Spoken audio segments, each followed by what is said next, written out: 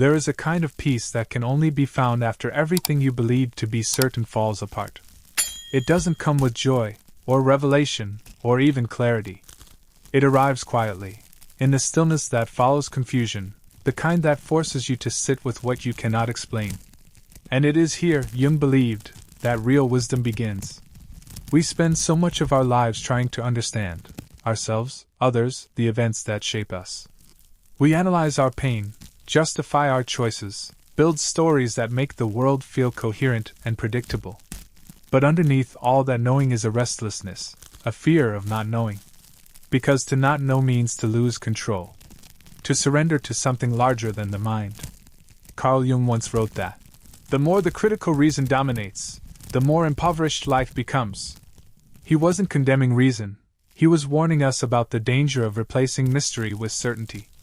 Because life, at its core, is not a riddle to be solved, it's a relationship to be lived. And the unconscious, which he called the deep unknown within, will never fully surrender to analysis. It resists it. Because it isn't meant to be dissected. It's meant to be experienced. We live in a world that worships knowledge. Information is power. Certainty is safety. But the soul, the deeper, ancient part of us, does not thrive on facts. It grows through questions, through the soft edges of uncertainty where imagination, intuition, and faith take root. In Jung's view, this is where the transformation of consciousness begins, when you no longer run from what you don't understand, but walk directly into it. Not knowing, he said, is the beginning of individuation, the process of becoming who you truly are. Because to individuate means to step away from collective belief, to separate from the borrowed truths of the crowd. And that separation almost always begins with confusion. You start to feel that what once made sense no longer fits. Your identity feels too small. The life you built around certainty begins to collapse, and you find yourself standing in the ruins, unsure who you are. Most people panic here. They scramble to rebuild the old structure, to restore what feels familiar. But Jung would say this is the sacred threshold, the place where the unconscious begins to speak. He described it as entering a dark forest, where the paths of the rational mind end, and something older begins to whisper. And if you can resist the urge to run back to the light, you will hear that whisper grow stronger. It won't give you answers, at least not the kind you expect. It will give you symbols, dreams, synchronicities, fragments of meaning that feel more like poetry than logic. That's how the soul speaks. And that's how it leads you deeper into yourself. But the mind hates this. It wants maps, instructions, formulas. It wants to know. Because knowledge feels like control. And control feels like safety. Jung called this obsession the inflation of consciousness. When the ego believes it can understand and master everything, even the mysteries of the psyche. But no matter how clever, no mind can fully explain the ocean it swims in. The unconscious will always remain larger, deeper, and infinitely more mysterious than the intellect that tries to measure it. Not knowing is not ignorance. It is humility, the willingness to admit that the world is alive in ways we cannot predict. It's what allows intuition to emerge, what makes creativity possible, what opens us to spiritual experience. To not know is to stay curious, receptive, alive. It means you no longer demand that life explain itself. You let it unfold. In therapy, Jung often sat in silence with his patients. He once said that sometimes the wisest thing a therapist can do is simply wait, without trying to fix or interpret too soon. Because the psyche knows how to heal itself if we stop interfering. Insight comes not from forcing understanding, but from allowing the unconscious to reveal itself in its own rhythm. The same applies to life. The more we try to control outcomes, the more we suffocate the intelligence of the unknown. And the unknown, Jung would remind us, is not our enemy. It is the very source of growth. We forget that much of what we call life began in darkness. The seed grows in soil. The child in the womb. Even our thoughts, before they become conscious, are born from the unseen depths of the unconscious. To live wisely, Jung said, is to stay connected to that darkness, to recognize it as creative, fertile, and necessary. To reject it is to cut yourself off from half of your being. This is why Jung believed that the modern person suffers not from lack of knowledge, but from lack of meaning. We know too much, yet understand too little. We can explain the structure of an atom but cannot explain the ache of loneliness. We can predict the weather but not the heart. And so, we fill the void with noise, endless information, endless opinions, trying to escape the silence of not knowing. But the soul, he said, cannot be reached by noise. It speaks only in quiet. The wisdom of not knowing is not passive resignation. It's a deeper kind of participation, one that trusts that life is intelligent, even when you don't understand its plans. It's the patience to let things ripen, to stop grasping, to stop labeling every experience as good or bad before it's had time to reveal its meaning. As Jung wrote, the right way to wholeness is made up, unfortunately, of fateful detours and wrong turnings. We are not meant to walk a straight line. We are meant to wander, to learn from our mistakes, to be humbled by our own complexity. And so, when you find yourself lost, when the path disappears and the familiar lights fade, that is not failure. It's initiation. You are being invited into a deeper kind of seeing, a way of living that is less about controlling the world and more about listening to it. Listening to the quiet voice that rises within you when you stop trying to manage everything. That voice, Jung said, is the self, not the ego that demands certainty, but the center that holds both knowing and unknowing in balance. Imagine standing at the edge of a vast lake at night. The water is dark. You cannot see the bottom. You don't know what lies beneath. The surface ripples, reflecting stars you can't reach. That is the human soul. To stare into it is terrifying, because it reveals how small we are, how little we control. But it's also beautiful, because it reminds us that something infinite exists within us.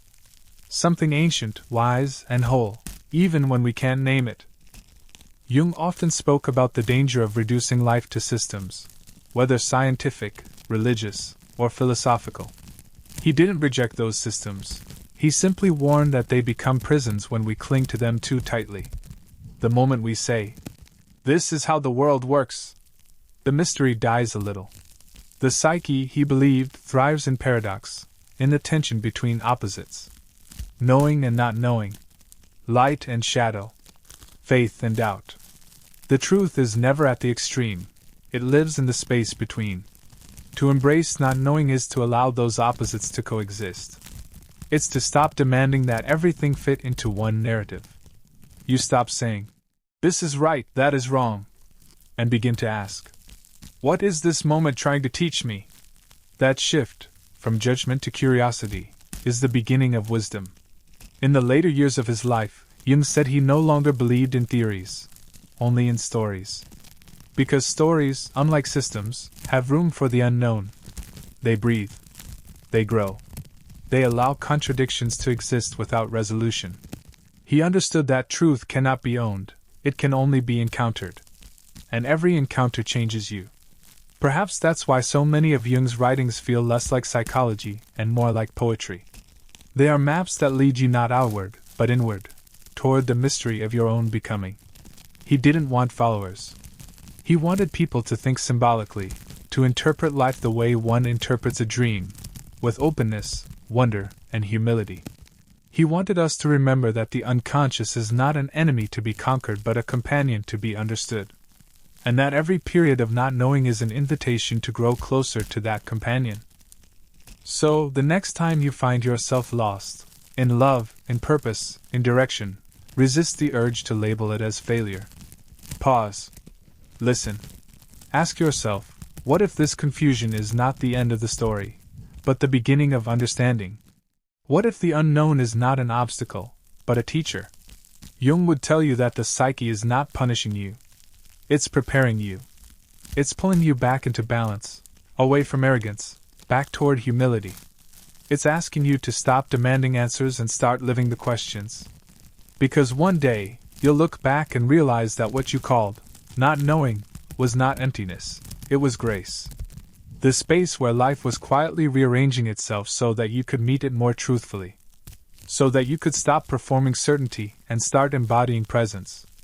And maybe that's what wisdom really is, not knowledge, not mastery, but the courage to stand unguarded in front of the mystery of your own life, and say, "I don't know, but I'm willing to learn." That is where Jung's wisdom begins. Not with understanding, but with wonder. Not with answers, but with awe. And in that silence, the silence of not knowing, you might just hear something ancient within you finally begin to speak. There is a subtle shift that happens once you stop demanding that life makes sense. At first, it feels like loss, as if the ground beneath you has dissolved. But slowly, a deeper awareness begins to emerge. You start to see that not knowing isn't a void. It's space, open, vast, and alive with possibility. And in that space, the unconscious begins to move. Carl Jung believed that every human being carries within them an inner intelligence, a guiding principle he called the self. It's not the ego, not the personality you show to the world, but something far older, the center of your being that knows what you need before you do. The self speaks through symbols, through coincidences that feel too meaningful to be random, through emotions that seem to come from nowhere. But it doesn't speak in words. It speaks through silence, through intuition, through dreams that linger like fog after waking. When you stop trying to know everything, you make room for this silent voice to be heard. It's as if, for the first time, you step aside and allow life to guide itself through you. And that is when synchronicity appears, those strange moments when inner and outer events mirror each other perfectly, as though the world itself were responding to your inner state. Jung called synchronicity an acausal connecting principle, but at its heart, it is an experience of wonder, proof that the unknown has order. It's the universe saying, "I'm listening." But to hear that whisper, you must first become quiet. And that quietness can be terrifying, because it strips away the illusions of control we cling to. We realize how small the ego truly is, a flicker of awareness floating on an ocean of mystery. Yet that humility is the beginning of inner peace. When you accept that you don't have to know, you stop fighting the current. You stop pushing against life, and instead begin to flow with it. Jung often said that the greatest act of courage is to face the unknown within oneself. Not the external world, not fate, not society, but the inner wilderness that resists explanation. Because within that darkness lies everything we've avoided, our fears, our desires, our forgotten memories. It's the place where the ego ends and the self begins. And every true transformation, Jung believed, happens there, in that sacred uncertainty. When you don't know, you are finally open enough to listen. And listening, in Jung's view, is the most sacred act of the psyche. It's how the unconscious begins to integrate. Because what you listen to without judgment eventually reveals its meaning. Your sadness becomes a message. Your anxiety becomes a compass. Even your confusion becomes a doorway. There is a moment in everyone's life when all the maps disappear, when nothing works the way it used to. The roles that once defined you no longer fit. The beliefs that once held you steady begin to crumble. It feels like falling into emptiness. But that emptiness, Jung said, is necessary. It's the space in which new life can take shape. The old consciousness must dissolve before the new can emerge. That dissolution, that not knowing, is what he called the night sea journey. A descent into the depths, where light cannot yet reach, but where the treasure of selfhood is hidden. In those depths, there is no logic, only feeling. And so, you must learn to trust your feeling, not emotion in the reactive sense, but a deeper sensing of truth. It's the quiet intuition that says, this is the right direction, even when you can't explain why. The intellect might resist, insisting on certainty, on facts, on guarantees. But the soul speaks in whispers, and it speaks to those who are willing to not know. Think of it this way. A river doesn't try to control its course. It bends, flows, and adapts. When it meets an obstacle, it doesn't fight, it curves around it, carrying the obstacle within its current until it's smooth again. That's what wisdom looks like. Not rigidity, not mastery, but movement. To let life happen through you, rather than because of you. To realize that the mind is not the pilot, it's the witness. The deeper current knows where it's going. Jung once wrote, "Until you make the unconscious conscious, it will direct your life and you will call it fate." To make the unconscious conscious doesn't mean explaining it. It means paying attention, watching how your life reflects what's hidden inside you.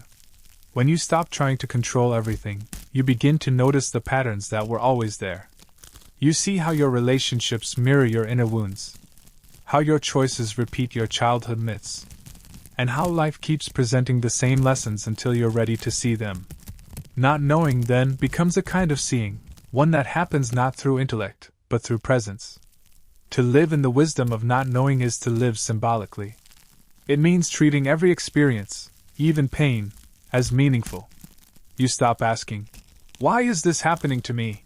and begin to ask, "What is this trying to teach me?" That shift changes everything. Because now, the unknown becomes your teacher, not your enemy. You start to sense the guidance that was there all along, hidden beneath your resistance. The mind relaxes. The heart opens. And life begins to flow again. There's a deep paradox here. The more you surrender, the more free you become. The less you demand, the more you receive. It's as if life was always trying to give you what you needed, but your insistence on knowing how it should look was blocking the way. When you let go of your insistence, space appears. And in that space, grace enters. Jung believed that much of modern suffering comes from the inflation of the ego, the belief that the mind can master the mystery. But the more the ego tries to dominate, the more disconnected we become from the source of meaning. In the end, the ego's desire to know everything is a kind of fear, a refusal to trust the unknown. To live psychologically well, he said, is to hold opposites, to live in the tension between certainty and mystery, logic and intuition, control and surrender. Not to choose one over the other, but to allow both to exist. Imagine holding a candle in a dark room. The light helps you see, but it also creates shadows. The brighter the light, the deeper the shadow. Knowledge and mystery are like that. To love truth is to love the mystery that gives it depth. To live fully is to let the light and the darkness dance together, without needing to conquer one or the other. Jung saw this dance everywhere, in nature, in myth, in human psychology. The day gives way to night, and night gives birth to morning. Every death holds the seed of rebirth. Every ending hides a beginning. To not know is to trust that rhythm.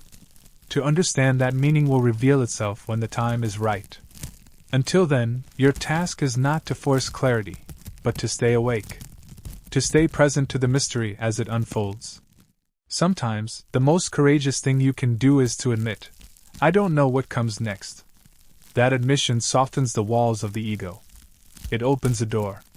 And through that door, the unconscious can enter, bringing with it new images, new insights, new possibilities you could never have imagined through thought alone. This is why Jung valued dreams so deeply. Dreams are the language of not knowing, messages from the parts of you that exist beyond logic. In dreams, contradictions live side by side. You can die and be reborn in the same scene. You can meet yourself as a stranger. You can fly, fall, dissolve, and wake up changed. Dreams teach the psyche what the intellect cannot, that not knowing is the bridge between who you are and who you are becoming. And so, when confusion arises, when nothing makes sense, the invitation is not to analyze it, but to feel it. Let it move through you like weather. Don't demand answers. Wait. Observe. Let your inner world speak in its own time. Because meaning doesn't come when you force it. It comes when you're ready to receive it. One of Jung's most beautiful ideas is that the unconscious is not chaos, it's cosmos, seen from a deeper perspective. What appears uncertain or meaningless from the ego's point of view is, at another level, part of a vast pattern of growth. And your task is not to understand that pattern, it's to participate in it. To walk it. To live it, one uncertain step at a time. The wisdom of not knowing is not about giving up on understanding.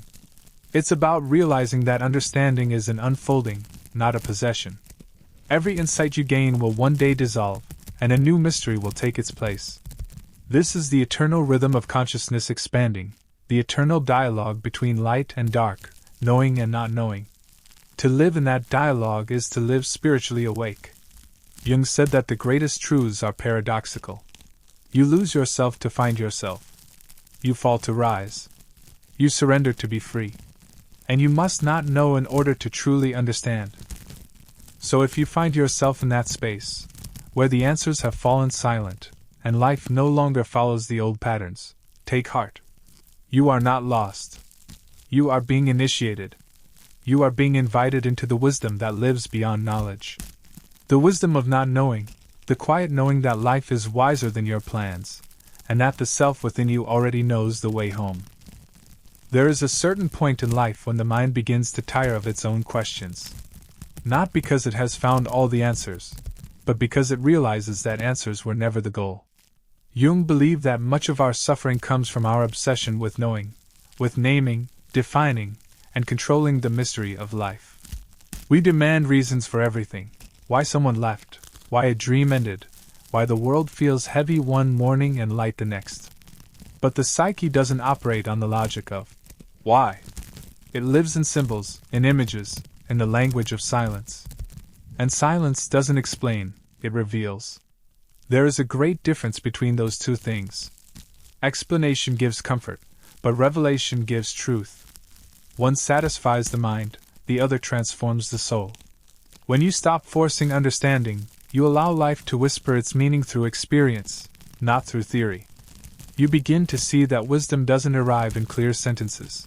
It appears in patterns, in moments of déjà vu, in dreams that echo your waking fears. Life speaks symbolically, not rationally. And Jung devoted his life to teaching us how to listen. He said that the unconscious is not chaos, it's nature. And like all of nature, it cannot be grasped by willpower or logic. You don't demand the ocean to still itself so you can see what's beneath. You wait. You breathe. You let it calm on its own. Only then do the depths begin to appear. That is the wisdom of not knowing, the patience to let life reveal itself in its own time. We have been raised to believe that clarity is strength and uncertainty is weakness. But the truth is the opposite. To live without certainty is not to be lost, it is to be awake. When you know, you stop looking. But when you don't know, you pay attention. You listen to your instincts. You observe the subtleties in people's tone, in their eyes, in your own reactions. You become sensitive, alive, aware. That awareness, that humility before mystery, is the foundation of depth. Jung called it holding the tension of the opposites. The ability to live between knowing and not knowing, between light and shadow, between chaos and order, without collapsing into either side. It's not easy. The ego hates ambiguity. It wants direction, definition, closure. It fears the unknown because the unknown cannot be possessed. But the soul thrives in uncertainty. It is nourished by mystery the way the body is nourished by breath. When you accept that you don't know, you create space. And in that space, something greater begins to move, something Jung called the self, the totality of who you are beyond the ego. The self does not reveal itself through intellect. It speaks through intuition, synchronicity, dreams, and quiet symbols that seem to appear by accident but never do. There was once a patient of Jung's, a man who suffered from obsessive certainty. He needed to explain everything, to reduce life into logic. If someone didn't reply to his letter, he imagined 10 reasons why. If he had a dream, he dissected it until it lost its soul. Jung didn't give him more theories. He told him to stop interpreting and start noticing. To walk by the lake, to draw what he felt instead of analyzing what it meant. And slowly, the man began to dream differently. The images became less frantic.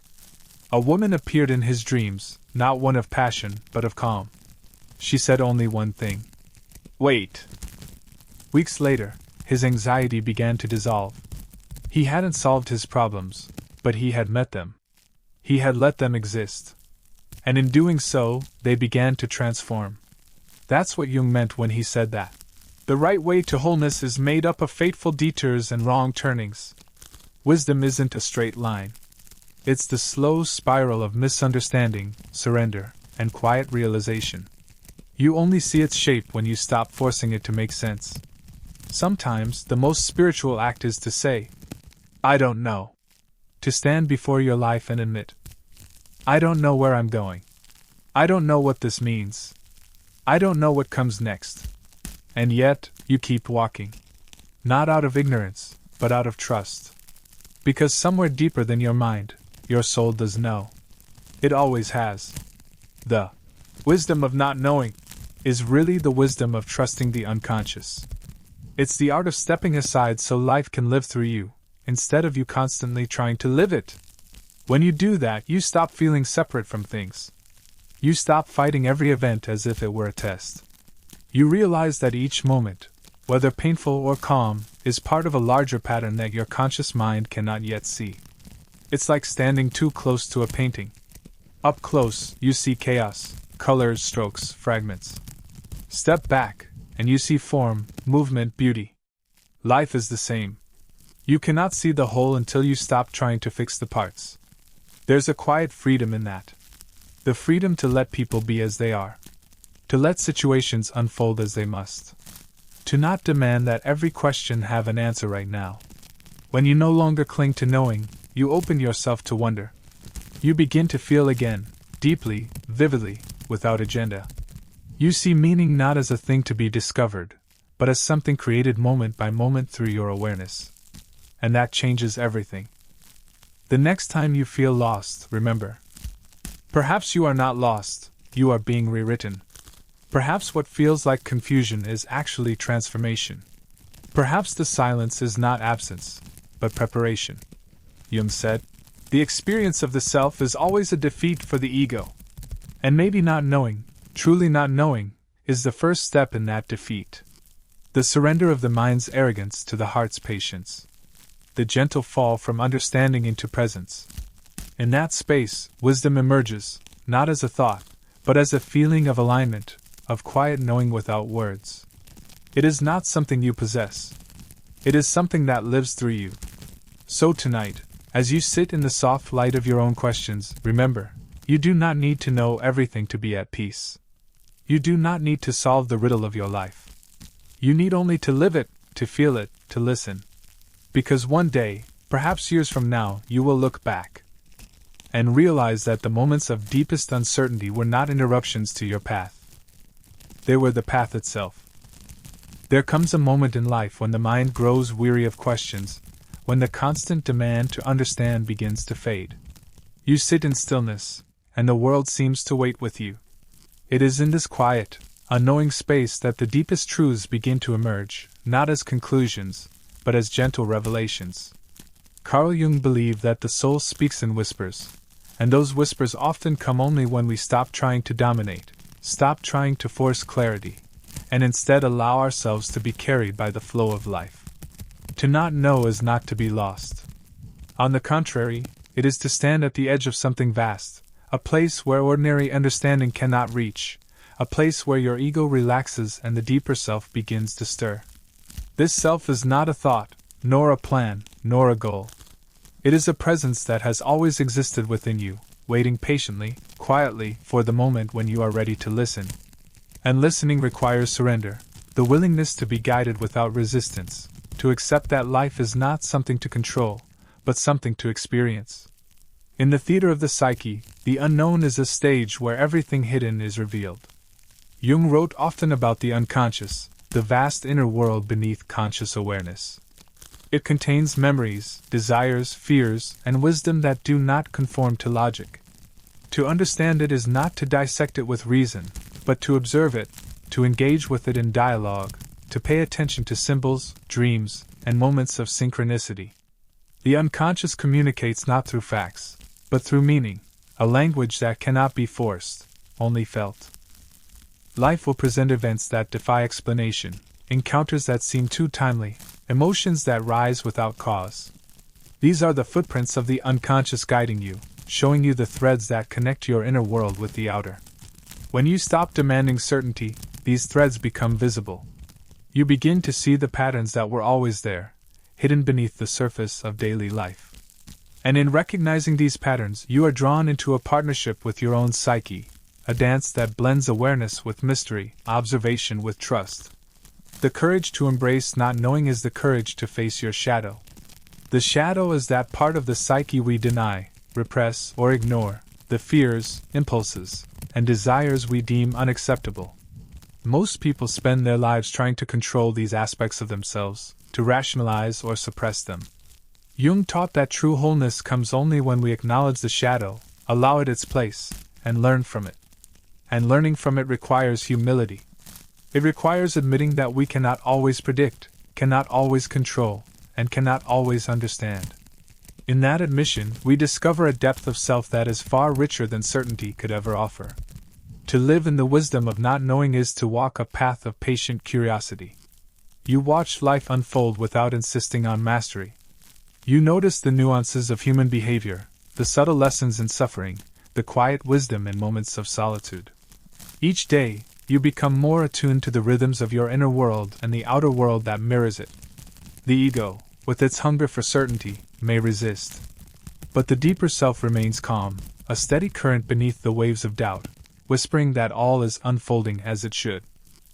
In practical terms, this wisdom transforms the way we engage with relationships, with work, and with the challenges that life inevitably presents. When we stop trying to control outcomes, we see people more clearly, without projecting our expectations or fears onto them. We make decisions with awareness rather than compulsion, guided not by anxiety but by intuition. We learn to embrace the flow of events, understanding that resistance often leads to suffering, while acceptance allows growth. And acceptance does not mean passivity.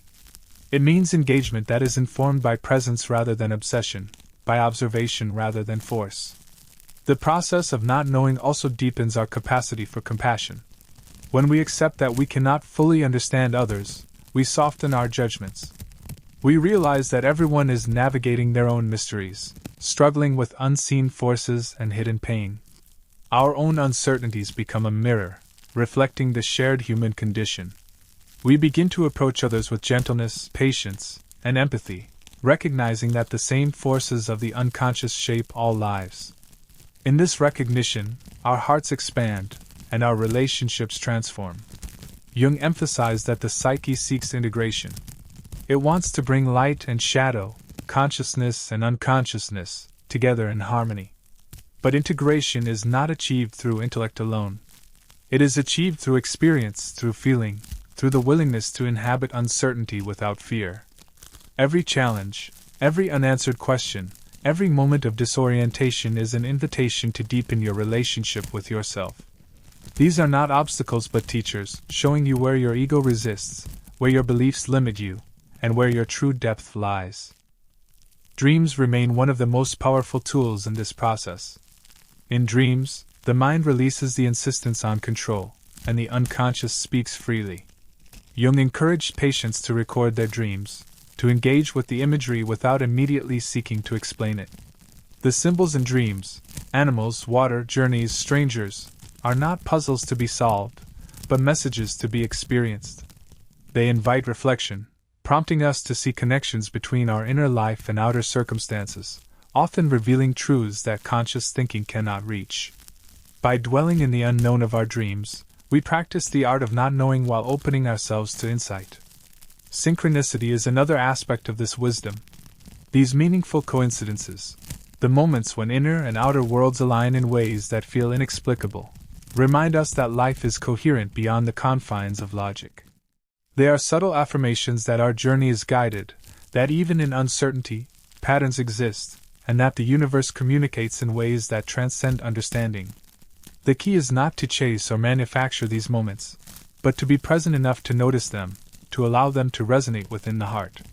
Perhaps the most difficult lesson of not knowing is patience.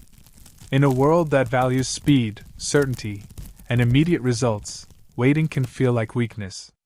Yet Jung understood that transformation cannot be rushed. The unfolding of the self, the integration of shadow and light, the dialogue with the unconscious, these all require time. Time in silence, in reflection, in observation.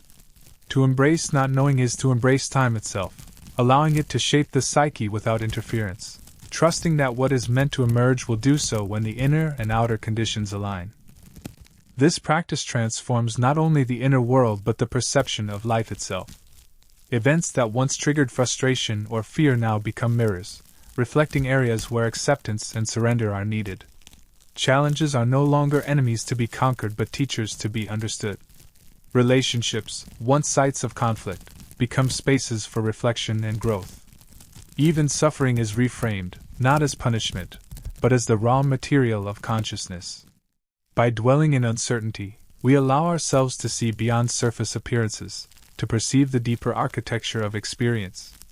Jung also taught that the process of not knowing leads naturally to individuation, the lifelong journey of becoming whole.